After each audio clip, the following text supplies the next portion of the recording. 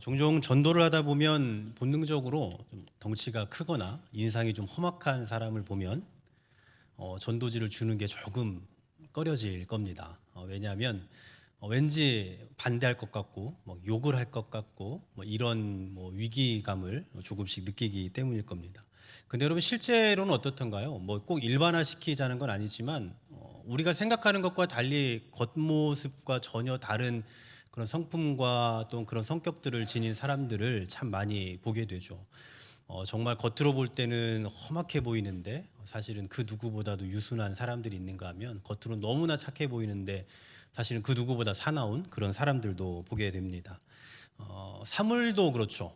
겉으로 보는 것과 또 실제로 다른 경우들이 상당히 많습니다. 예를 들면 예쁜 꽃인 줄 알고 가까이 가보니까 조화라거나 아니면 십자가를 걸고 있어서 교회인 줄 알고 가봤는데 이단이라거나 이런 경우들도 많이 있죠. 이처럼 분명 겉으로 볼 때는 이거겠지 추측을 하고 그리고 막상 그 속에 들어갔을 때 전혀 다른 그 이면을 바라보는 것을 우리는 보통 겉과 속이 다르다 이런 표현을 합니다.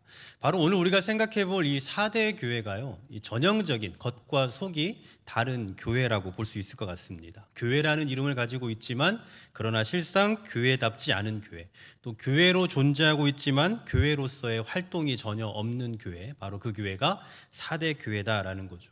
우리가 앞서 영상을 봤던 것처럼 이 4대라는 지역에 대해서 좀 생각을 해보면요, 이 지역은 요새와 같은 곳입니다. 그래서 외부로부터의 침략을 거의 받은 적이 없대요. 그래서 거의 그냥 들어오려면 들어와라라는 식으로 굉장히 그 국방에 대한 자부심을 가지고 있었던 그런 도시입니다. 또 경제적으로도 굉장히 부강했는데요. 이곳에서 소아시아의 첫 화폐가 만들어졌다라고 해요. 금화로 된 첫 화폐가 여기서 만들어졌고 또 양모 무역, 그러니까 양털 무역으로 상당히 많은 돈을 벌었던 그런 도시입니다. 뿐만 아니라 여기에는 이 팍톨루스라는 강이 있는데요. 그 강에서 금이 그렇게 많이 나왔대요. 그래서 마치 중동에 석유가 많이 나와서 그것 때문에 그 나라 자체가 부강하게 되는 것처럼 이 사대라는 지역에서도 이 팍톨루스 강 안에서 나오는 그 금만 가지고서도 이 나라가 잘 살 수 있을 만큼 어마어마한 금이 거기에서 발견됐다라고 합니다. 이처럼 자원도 많고 부강한 도시가 바로 사대예요. 그렇다면 신앙적으로는 어땠을까요? 이 지역도 앞서 생각해봤던 다른 도시들과 마찬가지로 우상에 대한 위협이 있었죠. 우리가 영상에서도 봤던 것처럼요. 하지만 이전의 도시와 다른 점이 하나가 있어요. 황제 숭배에 대한 그 위협이 전혀 없었습니다. 쉽게 말하면 나는 예수 믿기 때문에 황제를 섬기지 않습니다. 나는 예수를 믿기 때문에 사람을 섬기지 않습니다. 라고 해도 누구도 위협하지 않는 그런 분위기에 살았다라는 거죠. 이건 또 다른 말로 하면요, 여타 도시와 다를 바 없이 부도덕과 사치가 가득한 도시지만 교회가 위협받을 일은 별로 없는 도시였다라고 그렇게 말할 수 있는 거죠. 그러므로 우리가 앞서 생각해봤던 다른 교회들에 비해서 좀 그나마 신앙생활하기에 조금 수월한 그런 도시였을 겁니다. 신앙생활하기에도 괜찮은 도시였고 또 그만큼 신앙생활 잘하는 사람들도 많이 찾아볼 수가 있었겠죠. 하지만 아이러니하게도 이 도시에 존재하고 있던 이 4대 교회는요, 칭찬을 하나도 받지 못하고 있어요. 책망만 받고 있습니다.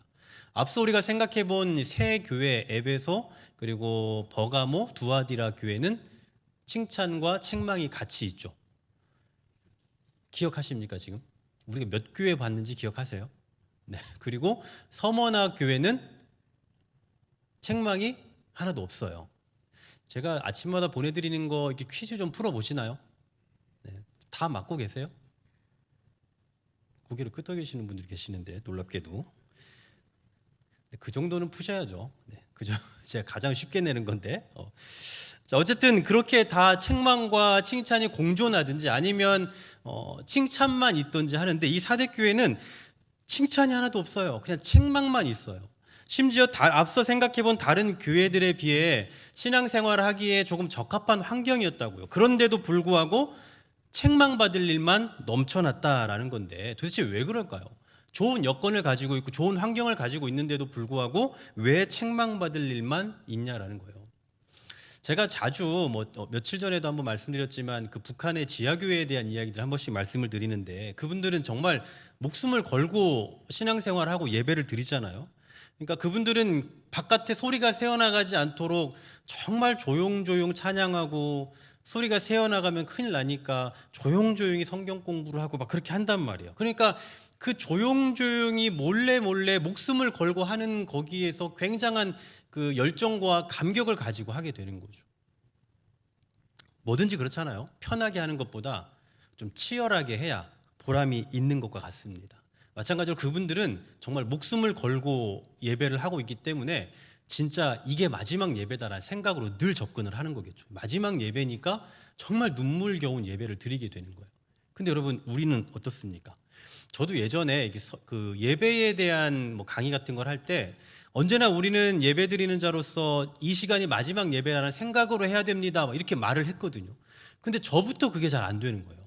왜냐하면 뭐 이 시간이 마지막 예배라고 아무리 생각하려고 해도 어차피 내일 또 드릴 것 같고 다음 주에 또 올 것 같고, 그냥 그게 또 우리가 예상한 대로 그렇게 계속 하고 있으니까 전혀 그게 이렇게 실감이 안 나는 거예요. 아무리 그렇게 하려고 마음은 먹지만 그게 실제로 체감이 잘 안 된다라는 거죠. 그렇잖아요. 만약에 지금 여러분 바깥에 막 전쟁이 나고 있다고 생각해 보세요.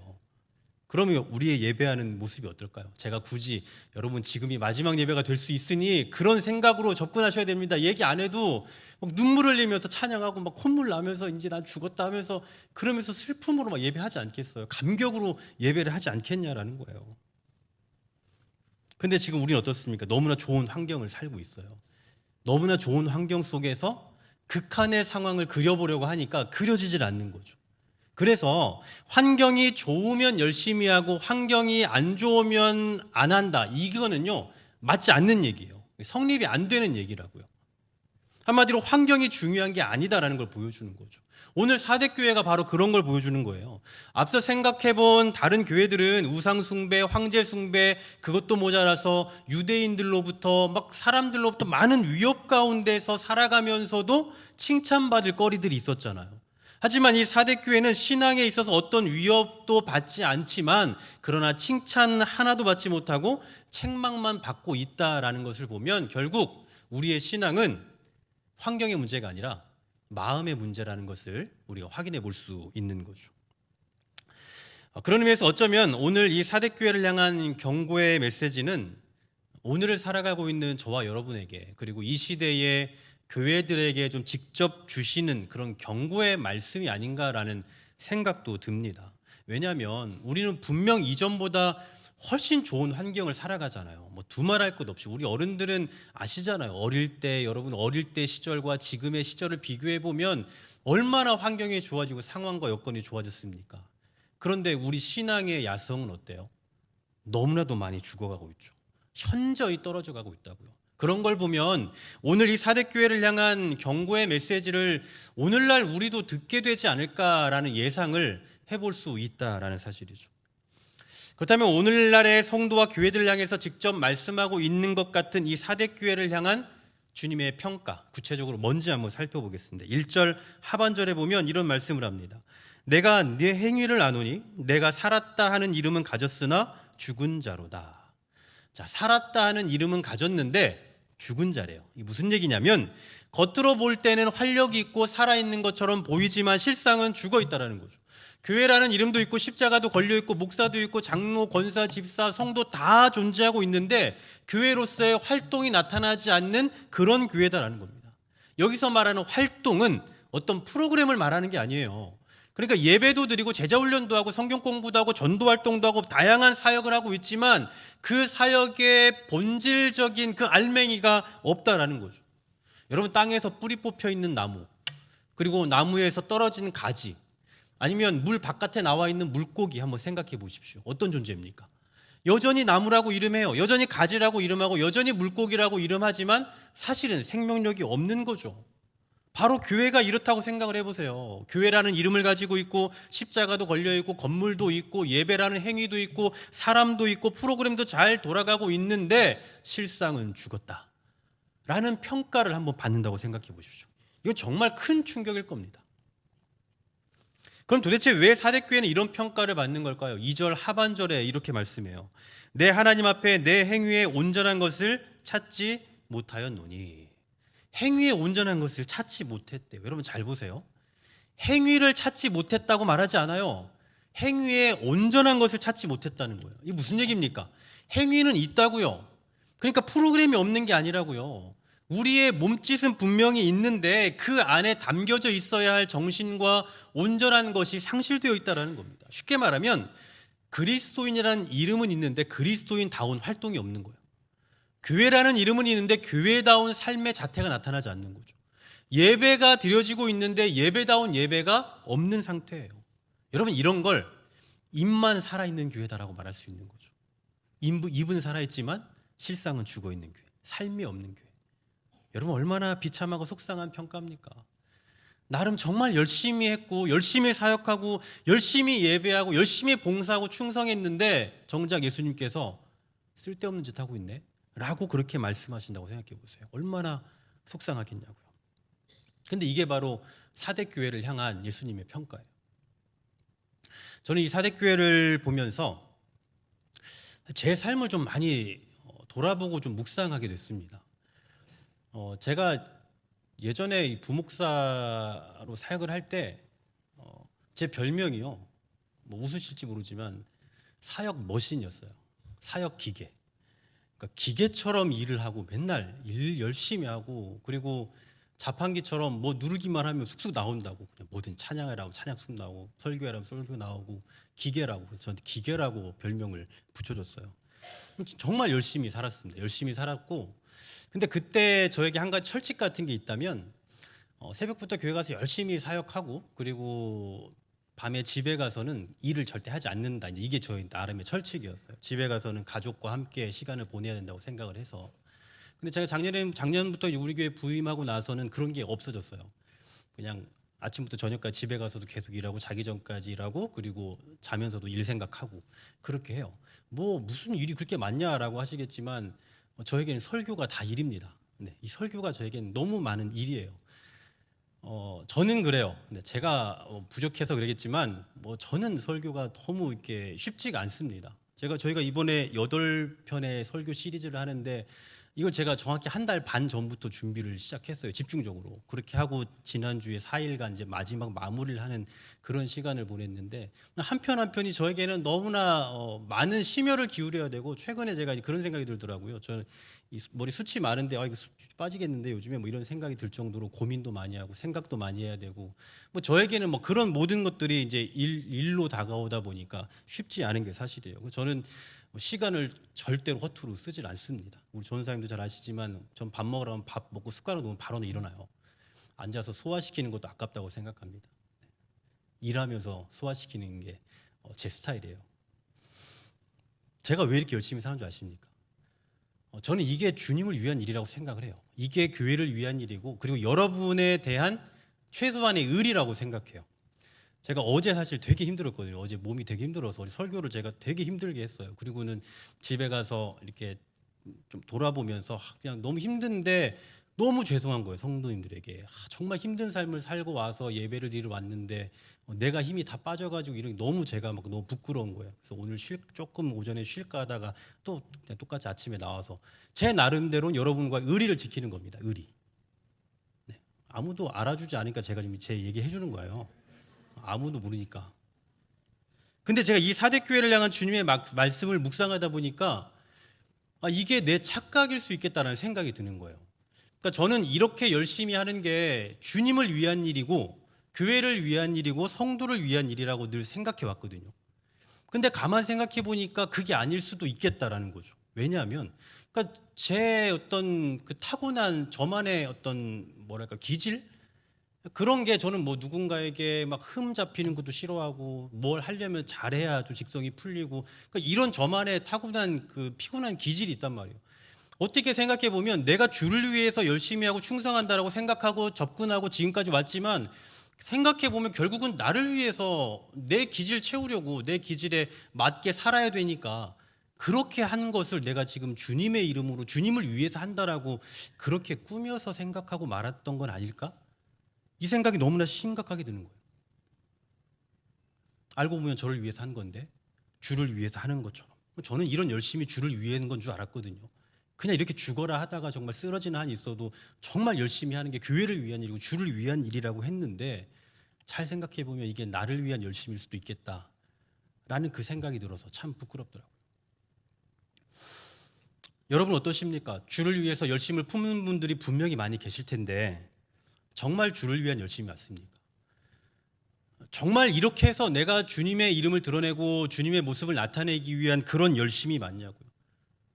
그렇게 우리 생각하고 그렇게 접근하고 그렇게 말하면서 일하고 있지만 사실 그 알맹이를 놓고 보면 결국 우리 기질대로 그냥 나를 조금 더 잘 보이려고 누군가의 흠을 보이지 않으려고 하는 자기 방어적인 그런 것에서 나오는 결과물이 아닐까라는 생각도 해볼 필요가 있지 않겠냐라는 거예요. 이렇게 생각하면 결국은 우리의 열심도 충성도 수고도 하나님 앞에 하나님 저 이렇게 열심히 하고 있어요 라고 드러내기가 참 부끄럽겠다라는 생각도 듭니다. 아마 사대교회도 그랬겠죠. 살았다는 이름은 가졌으나 죽었다라는 평가는 그들에겐 정말 충격 그 자체였을 거예요. 그동안 정말 열심히 한다고 했는데 다 쓸모없다라는 평가를 받고 있으니 얼마나 충격입니까? 근데 여러분 이제부터가 중요해요. 만일 사대교회를 향한 주님의 말씀이 여기서 끝났다면 사대교회는 문 닫아야죠. 그렇잖아요. 여러분 이런 정도의 평가 받았으면 끝 아닙니까? 이런 정도 얘기 들었으면.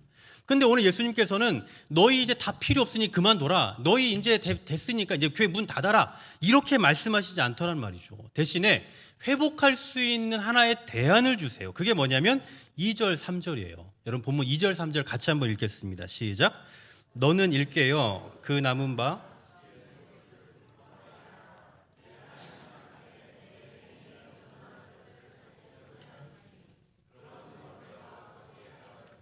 어떻게 들었는지 생각하고 지켜 회개하라.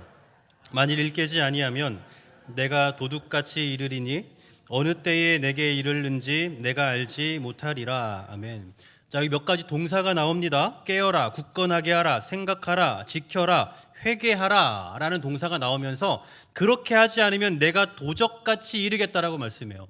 보통 성경에서 도적같이 이른다라는 건 예수님의 재림을 말할 때가 많은데 여기선 재림이 아니라 그 순간 이 교회를 심판하기 위해서 예수님께서 오시겠다라는 거예요. 속히 오시겠다라는 거죠. 다시 말해서 이거 지금 회복하지 않고 니들 이대로 가면 내가 와서 끝장내겠다라는 아주 무시무시한 경고의 말씀입니다. 그러므로 여기서 말씀하고 있는 이 5가지 동사들 깨어라, 굳건하게 하라, 생각하라, 지켜라, 회개하라 이 5가지의 명령은 매우 준엄한 명령인 거죠. 근데 저는 오늘 이 5가지의 동사 하나하나를 생각하는 것보다 조금 더 의미 있는 표현이 오늘 본문에 있다라고 생각을 해요. 그게 뭐냐면 2절 상반절입니다. 2절 상반절에 이렇게 말씀하죠. 너는 일깨어 그 남은 바 죽게 된 것을 굳건하게 하라 라고 말씀합니다. 남은 바 죽게 된 것을 굳건하게 하라. 여러분 중에 많은 분들은 큰 수술을 하셨거나 아니면 크게 다친 분들이 분명히 많이 계실 겁니다.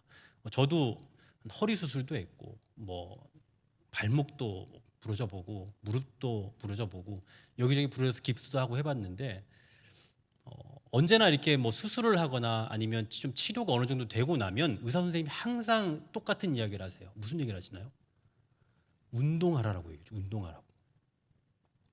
보통 여러분 발목에는 제가 발목을 많이 다쳐봐서 좀 연구를 많이 해봤는데 그 내측 인대와 외측 인대가 있어요. 근데 내측에 4개, 외측에 3개 정도가 있거든요. 총 7개 정도 인대가 있는 거죠. 근데 그 중에 저는 이제 하나씩이 부러졌어요. 부러졌는데 제가 치료를 안 해서 그냥 지금 수술을 안 한 상태라 그냥 두고 있는데 의사 선생님이 항상 그래요. 운동을 해야 된대요. 근력 운동을 해야 된다는 거예요.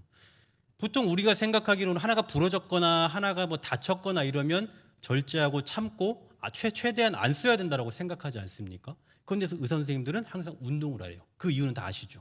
근력을 키우라는 거잖아요. 그러니까 그 없는 부분을 근력으로 커버를 해줘야 그 외적인 다른 것들이 무리를 하지 않는 거예요. 다른 것들이 무리를 하기 시작하면 그것들도 또 문제가 생기잖아요. 제가 한 25년 전에 허리 수술을 했는데 그 허리 수술한 것을 제가 그때부터 운동을 하지 않다 보니까 몇 해 전에 또 허리가 또 너무 아파서 제가 검사를 받아보니까 그 위에가 또 추간판 탈출증이라고 하죠. 그게 또 나간 거예요. 그래서 의사 선생님이 그냥 살라는 거예요. 지금 또 수술을 하면 그럼 나중에 그 위에가 또 그러고 또 이러면 이제 허리 아예 못 쓴다 이런 얘기를 해서 그래서 운동을 하라 이런 얘기만 해요. 그래서 제가 이제 지금은 그냥 살면서 운동을 하고 있으니까 저 힘든 일 시키지 말라 그런 얘기를 그 얘기가 아닌데. 그러니까 이렇게 운동을 하는 얘기는 남겨진 것을 더 굳세게 해야 그 남아있는 다른 것들이 무리가 되지 않는다라는 거죠. 만약에 이걸 힘을 주지 않고 여기에 근력이 붙지 않으면 나머지 애들이 이것까지 어떻게든 커버하려고 하다 보니까 무리를 해서 결국 얘네도 끊어지고 얘네도 부러지게 되는 거예요. 바로 이전의 말씀이 그 얘기입니다. 그래도 아직 남아져 있는 게 있으니 그것을 토대로 해서 굳건하게 해라 라는 아주 희망의 메시지인 거죠. 실제로 이 사대교회에는 그런 사람들이 있습니다. 오늘 본문 4절 말씀 한번 보시겠습니까? 같이 읽겠습니다. 그러나 시작. 그러나 사대에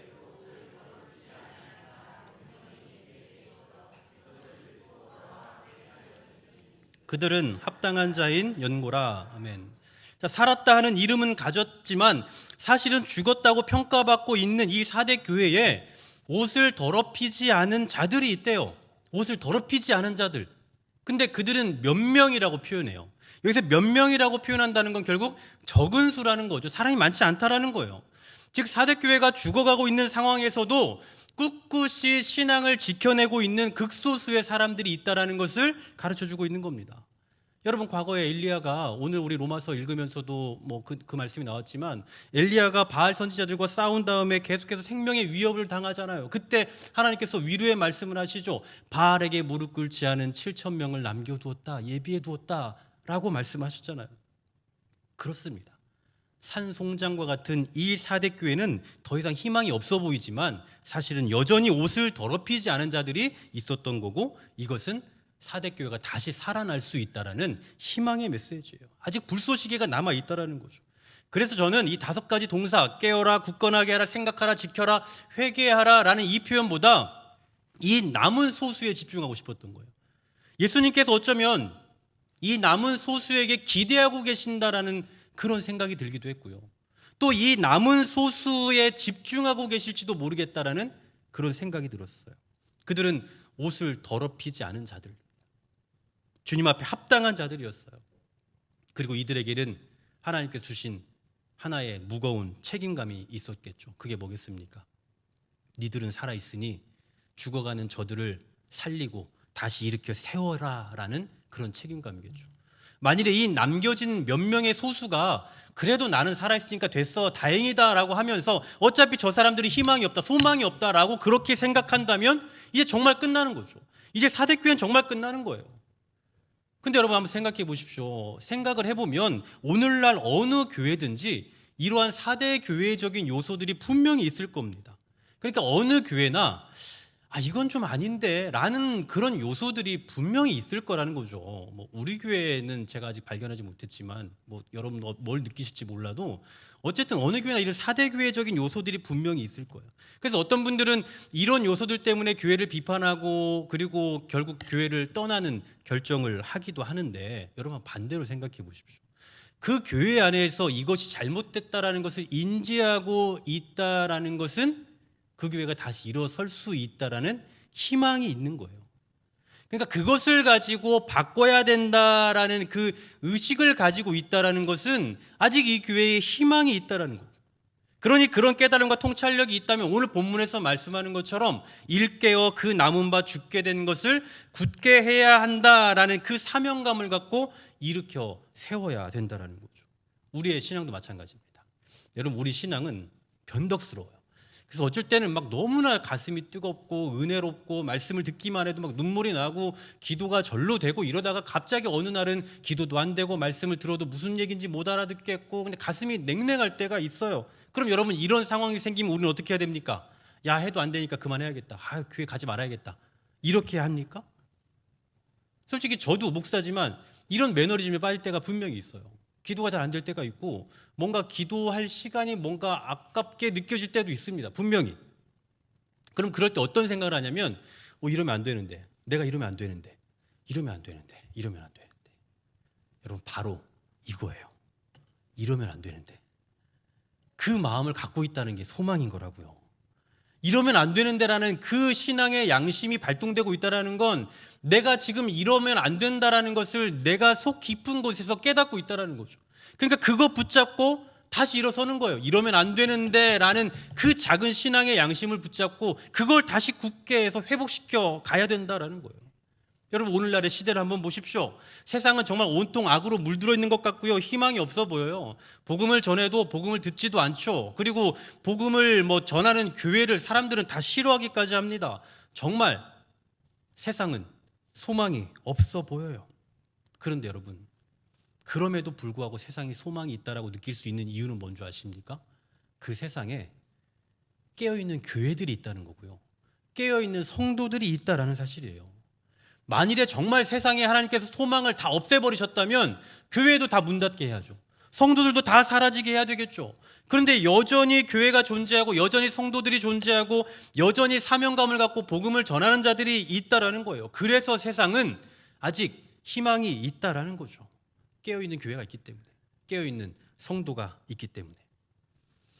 사랑하는 성도 여러분, 오늘 사대교회를 향한 주님의 말씀이 칭찬 하나 없이 책망의 말씀만 있기 때문에 어쩐 굉장히 좀 절망적이고 좀 실망감을 주는 그런 메시지가 아닐까라는 생각도 들지만, 저는 오늘 이 말씀이 굉장한 희망의 메시지로 들렸어요. 왜냐하면 너희는 끝났다, 니들은 이제 지옥의 땔감이다 라는 식으로 그렇게 말씀하신 게 아니라 너희에게 남겨진 걸로 굳세게 해라 라는 그런 희망의 말씀을 주셨기 때문입니다.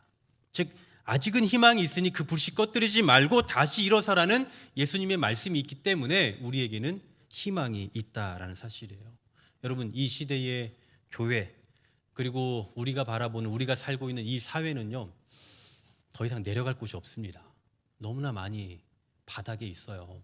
근데 이건 다른 말로 하면 이제 올라갈 일만 남아있는 거 아닐까 싶어요.